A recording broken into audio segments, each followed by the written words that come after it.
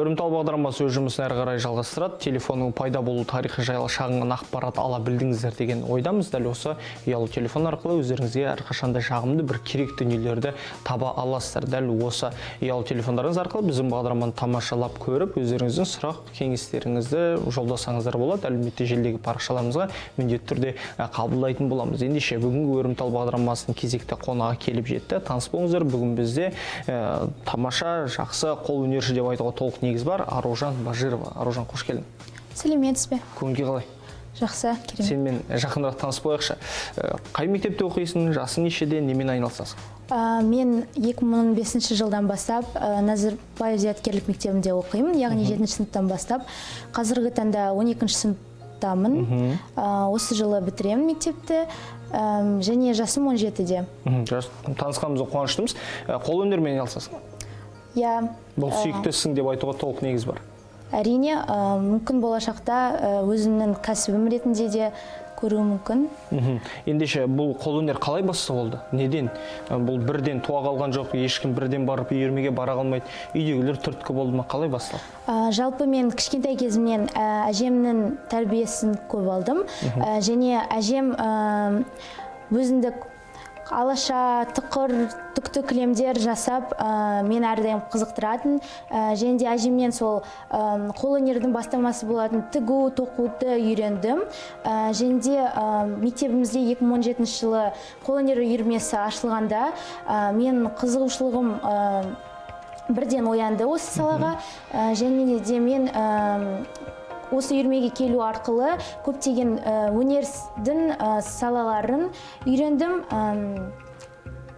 Бүгін қол өнер сен үшін хобби болып есептеледі, негізгі оқуың бар. Қол өнері қаншалықты уақыт бөлуге тырысасың? Уақыт бар ма жалпы? Жалпы қазіргі пандемия жағдайында және де 12-ші сынып соңғы сынып болғандықтан қол өнерге бөлетін уақыт минималды деп айта аламын. Яғни, егер де демалыс күндері болмаса, мен қазір онымен айналыса алмаймын. Бірақ бұрында мен 8-ші сыныптан қол өнермен айналысуды бастағандықтан, мен өзімнің барлық мектептен сабақтан тыс уақытымды осы қол өнерге арнауға тырыстым. Және де өзімнің уақытымды босқа кетірмей, жаңа техникаларды үйреніп, бір мүмкін тарихта орын алатын дүниелер жасауға тырыстым. Жалпы тоқыманы игердім деп айтуға толық негіз бар, сені? Иә, сонымен қатар мен тоқыма, киіз басу, папье-маше, яғни мүсіндер жасау техникаларын және де көп техникаларды үйрендім. Себебі біздің мектепте тек қана балалардың жан-жақты дамуына барлық жағдайлар жасалған. Және де тек қана үйірмеде ғана емес, мектептік сабақ бағдарламасында да әрбір баланың осы өнерге жақын болуына, өнердің әрбір техниканы меңгеруіне барлық жағдай жасалған. Өте жақсы. Жалпы қол өнер бұл ата-бабаларымыздан келе жатқан бір ескі заманнан бүгінгі күнге дейін бір белгілері жеткен, бірақ даму деңгейі ондай қатты емес, жастардың арасында қызығушылық тудыра қоймайды. Қазіргі жастардың көбісі әлеуметтік желіде отырғысы келеді, бір блогер болғысы келеді екен, заман талабына сай. Ал сен болсаң қол өнерді қолға алдың. Біз үшін бұл әрине қуанышты жағдай. Мектеп оқушыларының арасында қол өнер дамып жатыр дегенді естігенде расымен де шынайы қуандық.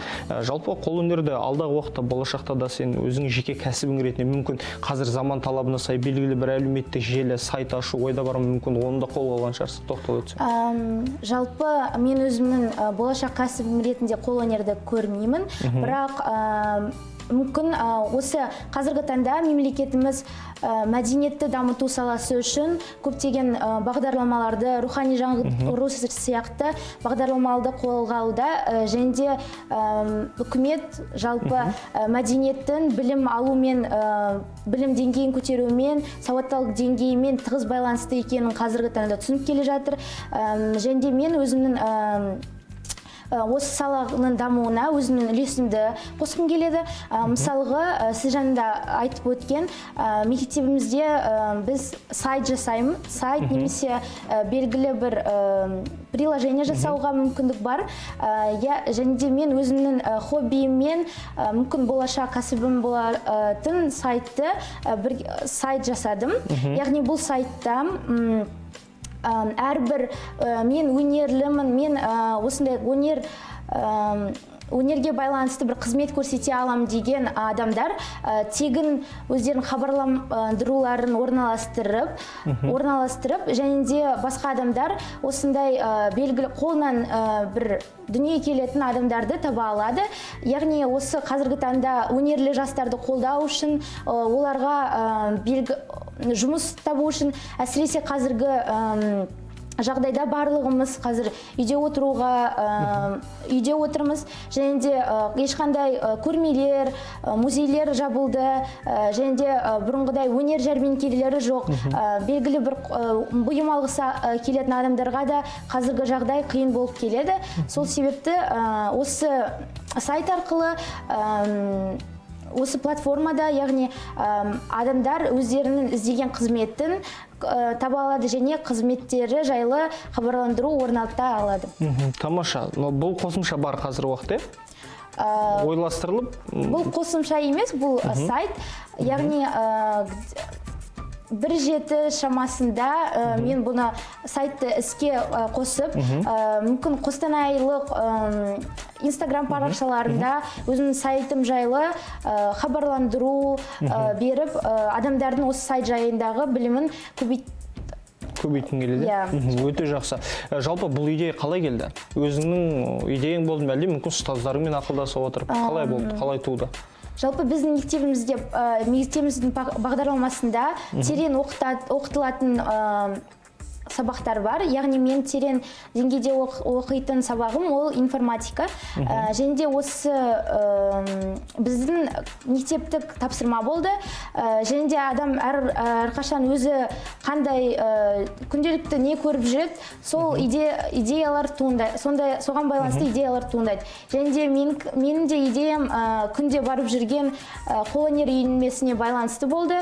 Өйткені шын мәнінде біздің мектебіміздегі өнерлі мұғалімдер де, өнерлі балалар да осындай мәселелермен тап болады. Олар мүмкін өздерінің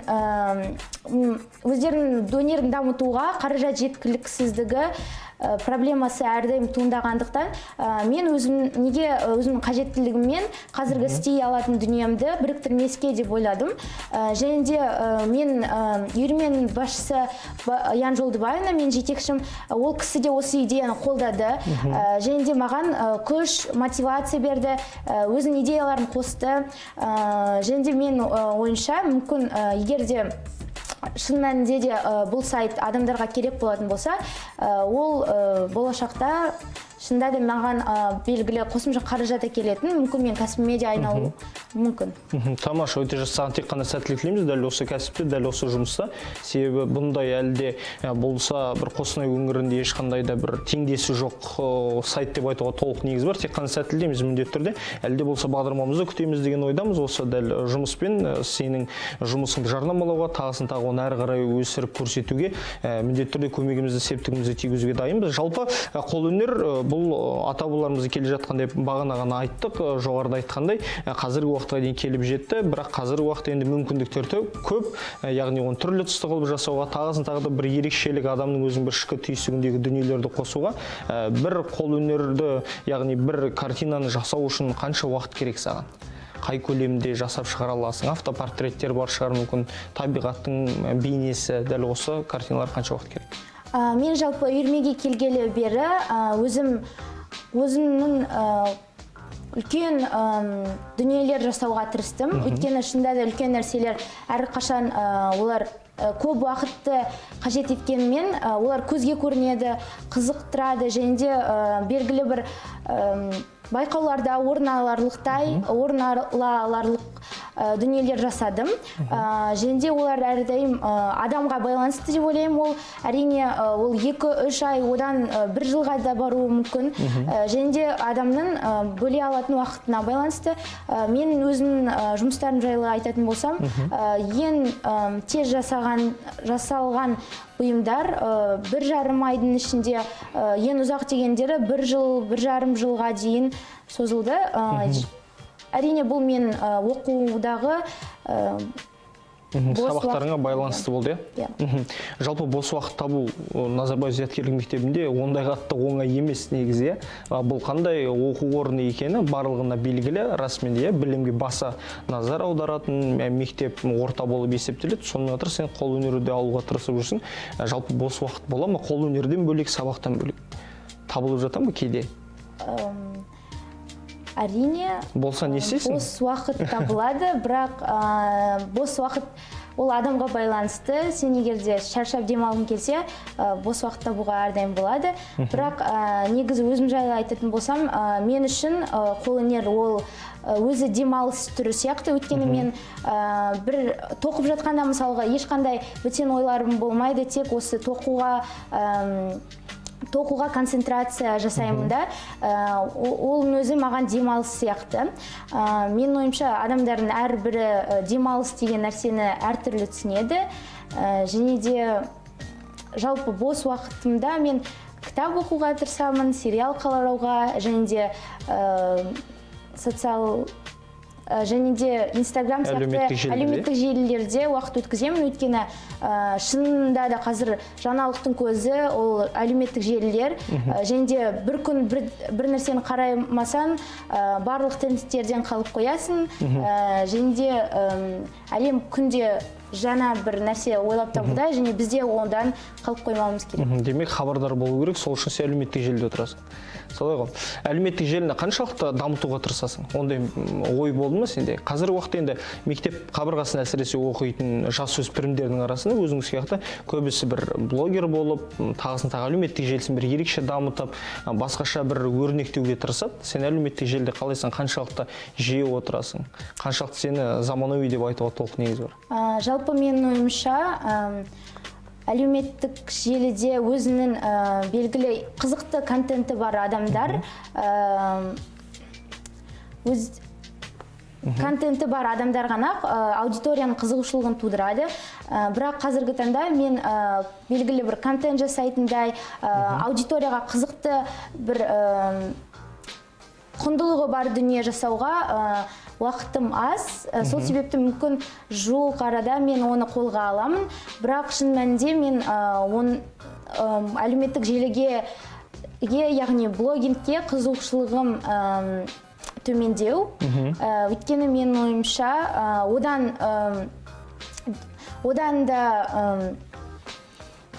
да мықты салаларды дамыту керек. Және де ол жерде қаражат көп деп, ол жерге барлық адамдар сол саланы дамыту үшін жұмыс жасамау керек. Өйткені басқа салаларды да дамыту керек. Жеңіл қаражат болмайды ешқашан. Негізі тұрады, барлығы да блогерлікті бір жеңіл жұмыс істеу ойлайды. Әлеуметтік желіге история салсам болды, мен баймын деп. Бірақ шыны келгенде ол ешқашан да ол емес. Еңбектену керек, тертеу керек кез келген салада.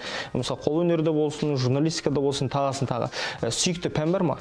Мектепте оқисың, мүмкін бір жаныңа жақын сабақ бар шығар. Жалпы мен өзім кішкентай кезімнен математикаға жақынмын. Және де өзімнің болашақ кәсібімді де математикамен байланыстырғым келеді. Жалпы сүйікті пән дегенде барлық пәндер мен ойымша өмірге қажет. Және де біз болашақ өмірімізде қолдана алатын әрбір пән біз үшін сүйікті әрі қызықты болу керек. Қандай мамандық егер атанғың келеді? Жоғары оқу орнына таңдау қазіргі уақытта келіп тұр. Жасың да, оқуың да мінеки мектеп табалдырығы біткелі жатыр. Кім болғың келеді? Я болмаса ойласып көрдің бе? Қандай мамандық? Жалпы мен өзімді қаржы саласында көремін. Бірақ қазіргі таңда барлығымыз білетін нәрсе ол ешкім өзінің мамандығы бойынша көбінесе жұмыс жасамайды. Және де әрбір адам өзінің мамандығын рет қажет болса сонша рет алмастыруға дайын болу керек деп ойлаймын. Сондықтан мен өзімді жан жақты дамытуға тырысамын. Яғни қазір өзімнің қолымнан қайсы сала деген қабілетім молырақ және қай сала маған ұнайды, сол салада жұмыс жасаймын деп ойлаймын. Нақты қазір айта алмаймын, өйткені әлі бәрі алда. Ойласудасың, Аружан, қазіргі уақытта қашықтан оқыту, яғни онлайн режимде білім алу болып жатыр. Қаншалықты қиын, оңай бұл процесс қалай өтуде? Жалпы көп адамдарда осы сұрақ туындайды, бірақ басқа мектептермен салыстырғанда біздің мектепте онлайн мектепке барған не ешқандай мен өз үшім ешқандай айырмашылық көріп тұрған жоқпын. Себебі бізде тек ноутбук экранына қарағанымыз болмаса, мұғалімді көре аламыз, оған сол мезетте сұрақ қоя аламыз және өзіміздің біліміміздің деңгейін сол мезетте тексере аламыз. Әрине кішкене қиындау, бірақ менің ойымша қазіргі жағдайда мектепке барып күнделікті өзінің денсаулығына алаңдағаннан одан да үйде отырып сабағыңды меңгерген дұрыс сияқты. Қол өнермен айналысасың, информатика пәні бойынша сайтта жасап үлгердің, яғни болашақ өзің әбден мүмкін кәсібің. Тағы да қандай байқауларға қатысасың, мүмкін олимпиадалар енді қатысасыз, сіздер міндетті түрде қатысатын шығарсыздар? Жалпы ол әрбір Назарбай зияткерлік мектебінде оқитын оқушы, ол Қостанай қаласының үздік мектептерінен іріктеліп алынған талантты балалар, және біздің мектепте бәсекелестік өте үлкен, және де әрбір бала өзінің болашағы үшін тырысады, және мен де көптеген сабақтар бойынша ғылыми жұмыстарда, жалпы олимпиадаларда қатыстым. Және де белгілі бір сабақтан ғана өзімді үздік санамаймын. Сол себепті біреуін бөліп жарып шығару қиын. Қазіргі уақыт бәсекеге қабілетті заман, сол себептен саған осы бәсекеден үздік болып шығуыңа тілектеспіз, өзің кәсібіңде, өзің жұмысыңда. Бүгінгі бағдарламамызға келгеніңе рахмет, саған тек қана сәттілік тілейміз. Қадірлі телекөрермендер, бүгінгі бағдарламамыз өз мәресіне жетті. Тізгінде болған мен Бағдат Таулай, әрбір үйдің төрінде Қостанай арнасы қосулы болсын. Сау саламатта болыңыздар.